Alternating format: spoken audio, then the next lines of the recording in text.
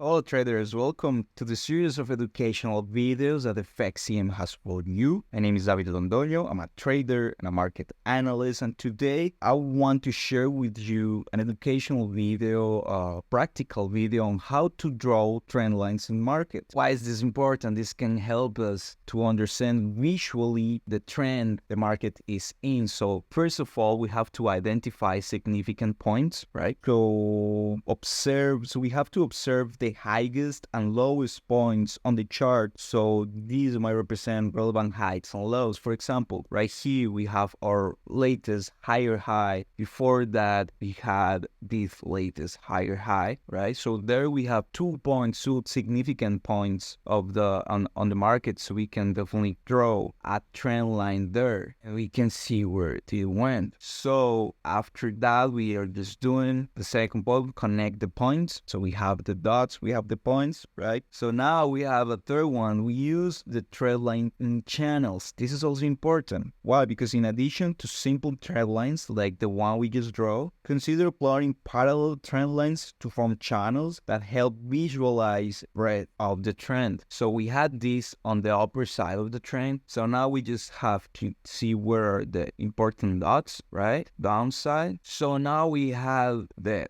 dots for the other trend line, and now we have a channel. And this might be part, of course, someone's strategy. Can be considered I think this is called a flag.